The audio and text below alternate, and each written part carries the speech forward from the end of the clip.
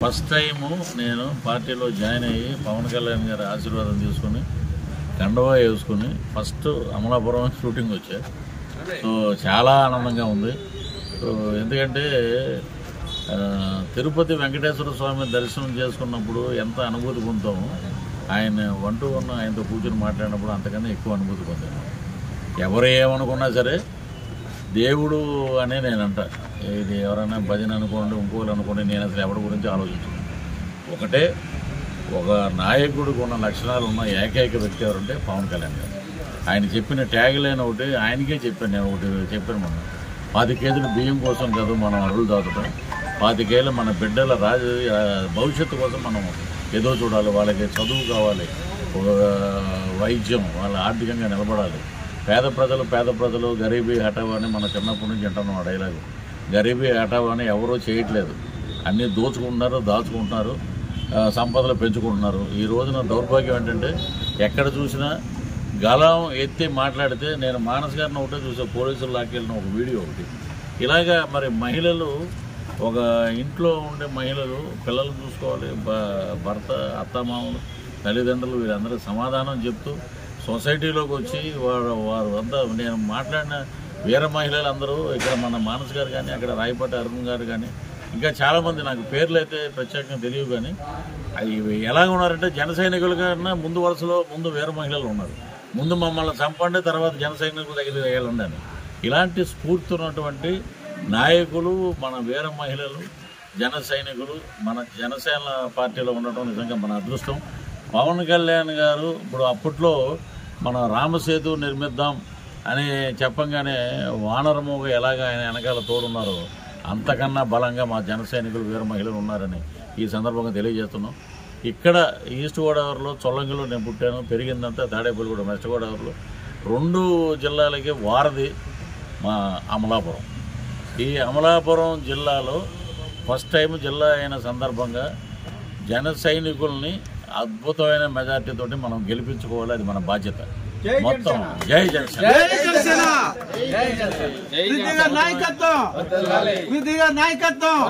ఏంటంటే మనం గట్టిగా కృషి చేయాలి, దీని మీదే మనం అద్భుతంగా పనిచేయాలి. మన ఓటు హక్కు, ఓట్లు వీళ్ళు కొన్ని చోట్ల అయితే ఖాళీ స్థలాలు చూపించి అక్కడ 50 ఓట్లను కూడా రాయించుకున్నారు. ఆఖరికి ఏమైపోయిందంటే వైనాట్ 175 అన్న వ్యక్తి కంగారు పడిపోయాడు. పవన్ కళ్యాణ్ గారు ఏదో సినిమా షూటింగ్ లాగా వచ్చి వెళ్తున్నారని వస్తే 2 రోజులకే మీకు తడిసి మోపిడైపోతుంది. అలాంటిది ఆయన పర్మనెంట్గా అక్కడే ఉంటున్నారు. ఇప్పుడు మీకు ఏమీ అర్థం అవట్లా. మేము జగనన్నతోటే మా ప్రయాణం అని ఏదో అంటాం, కానీ తెలుగుదేశానికి జనసేన చేసామని చెప్తారు మా కార్యకర్తలు. జరిగేది అద్భుతమైన ఏంటంటే ప్రకృతి కూడా ఒక్కసారి తిరగబడింది. దోచుకుంటున్నారు వనరులు. వైజాగ్ షూటింగ్ వెళ్తే ఇవన్నీ గవర్నమెంట్ ఇవన్నీ తాకడ పెట్టేశారండి, ఋషికొండను దోచేశారండి. ఇవన్నీ మనం చూసాం. మనం ఇంత దౌర్భాగ్యాలు, ఇంత అన్యాయాలు, మహిళల పట్ల ఎలాంటి అరాచకాలు జరుగుతున్నాయో ఎలుగెత్తి చూపించినా కూడా వాళ్ళు దాని మీద స్పందన లేదు. ఎక్కడ చూసినా ఏంటంటే నువ్వెంత దాచుకున్నావు, నువ్వెంత దోచుకున్నావు, పర్సంటేజ్ ఎంత. ఈ రోజున ఎక్కడ చూసినా వైన్ షాపులో మద్యం తాగి ఎంతోమంది ఆసుపత్రి పాలే చనిపోయే వరకు వెళ్ళారు. చాలా వరకు ఎక్కడ మనకి కార్డు కానీ, ఎక్కడికైనా గూగుల్ పే కానీ, ఫోన్పే కానీ ఏమీ లేవు. ఓన్లీ డబ్బులు. ఆ డబ్బులన్నీ దేనికి చేస్తారు? వైన్ షాపుల్లో డంప్ చేసి పెడతారు అనమాట, రేపు ఎలక్షన్లో పంచడానికి. ఇదంతా మన కార్యకర్తలంతా గమనిస్తూనే ఉన్నారు. కూటమి తోటి మనం కలిసాం. 2 జెండాల కలయిక ఈ రాష్ట్రంలో శాంతికి, 2 జెండాల కలయిక ఈ రాష్ట్రంలో సంక్షేమానికి, 2 జెండాల కలయిక ఈ రాష్ట్రంలో ఉన్న మహిళల భద్రతకి, రైతులకి, కుల మతాలకు అతీతంగా జనసేన తెలుగుదేశం పార్టీ కలిసి 2 జెండాలు అలా రావటం అనేది నిజంగా ఒక శుభ పరిణామం. దీన్ని ఎలాగంటే పోయినసారి రిజల్ట్ చూసి వాళ్ళు ఏదో మురిసిపోతున్నారు, వైనాట్ 175 అని. ఈసారి 175 పక్కన 5 తీసేస్తే 17 మిగులుతాయి. ఇది వాస్తవం.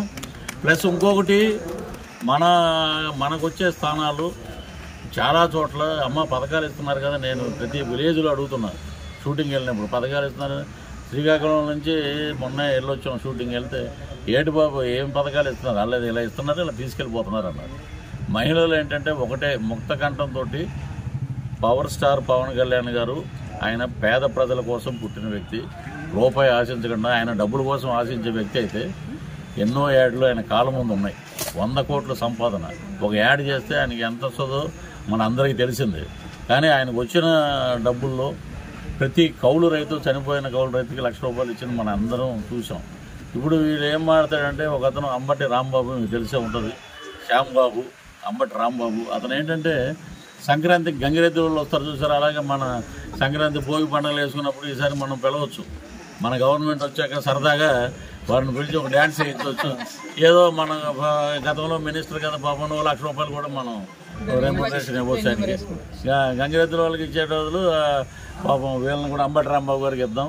మీరు నోటెమ్మట ఎప్పుడైనా సరే పవన్ కళ్యాణ్ గారిని మాట్లాడంటే ఒకటే, 3 పెళ్ళిళ్ళు 2 చోట్ల ఓడిపోయాడు, 3 పెళ్ళిళ్ళు 2 చోట్ల ఓడిపోయారు. ఏమైనా పవన్ కళ్యాణ్ గారు 3 పెళ్ళిళ్ళు చేసుకుంటే పోలవరం అయిపోయిందా? లేకపోతే 2 చోట్ల ఓడిపోతే అమలాపురంలో రోడ్లు అయిపోయినాయి. ఎక్కడే అలాగే ఉన్నాయి. మీరు అదొకటి తెలుసుకోండి. 4.5 సంవత్సరాల్లో మీరు ఏం చేశారనేది ఒకసారి గుర్తుపెట్టుకోండి. మీకు అయిపోయిన చరిత్ర. ఇప్పుడు ఆవిడేం మాట్లాడింది, ఒక దరిద్రుడు జైలుకి వెళ్తే ఇంకో దరిద్రుడు సపోర్ట్ చేశారన్న మాట రోజా గారు.